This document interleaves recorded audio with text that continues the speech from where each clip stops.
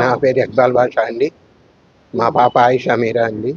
మా పాప మాకు దూరమై 18 సంవత్సరాలు కంప్లీట్ అయిపోయినాయి అండి. ఇవాళ డిసెంబర్ 27 అండి. ఇవాళే మా పాప మాకు దూరమైన రోజు. అందువల్ల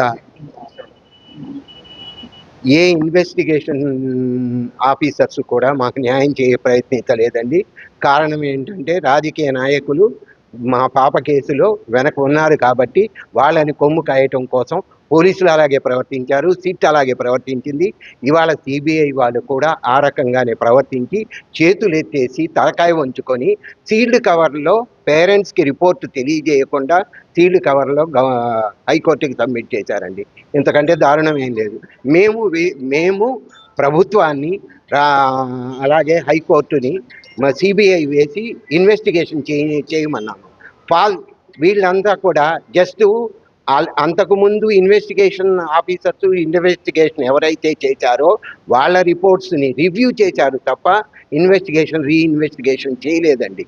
ఇవాళ పోలీస్ ఆఫీసర్లను చేయాలి, అక్కడ ఉన్న హాస్టల్ వార్డెన్ని చేయాలి, వీళ్ళందరినీ అరెస్ట్ చేసి ఇన్వెస్టిగేషన్ చేయాలండి పోలీస్ ఆఫీసర్లు. ఈవెన్ రంగనాథు, హనుమంతరావు వీళ్ళందరూ కూడా ఆ సత్యంబాబుని ఇరికించే రంగనాథును, హనుమంతరావు అండి. వాళ్ళిద్దరు కలిసే రామచంద్రమూర్తి గారు ఇన్వెస్టిగేషన్ ఆఫీసర్గా గవర్నమెంట్ వేస్తే ఆయన్ని పక్కకి నెట్టి వీళ్ళు స్టేట్మెంట్లు ఇస్తూ అంటే అంతా కూడా ఆ టైంలో ఈ రకంగా ఇచ్చేసేసి మా పాప కేసును డైవర్ట్ చేసేసి ఇవాళ నీరు గార్చారండి. 18 సంవత్సరాల పోరాటం చేసినా మాకు న్యాయం జరగల. మాకు అర్థమైంది ఏంటంటే ఈ భారతదేశంలో, ఈ ఆంధ్రదేశంలో పేదవాడికి వెనక ఏ సపోర్ట్ లేని వాడికి న్యాయం జరగదు. దేశం మొత్తం కూడా తెలిసిన కేసు అండి మా పాప కేసు. అయినా సరే న్యాయం జరగలేదండి.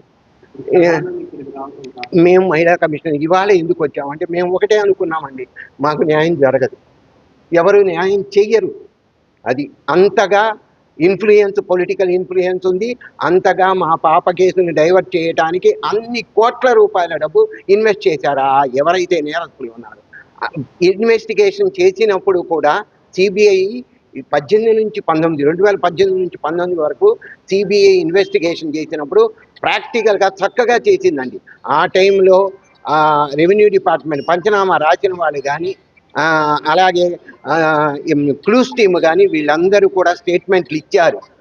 భయపెట్టి రెవెన్యూ డిపార్ట్మెంట్లో వాళ్ళని భయపెట్టి డైవర్ట్ చేసి అక్కడ వాళ్ళు ఏం చెప్పారో దాన్ని పలికించడం, ఆ స్టేట్మెంట్ ఇవ్వడం కోసం ప్రయత్నింపజేసి అలా చేశారు.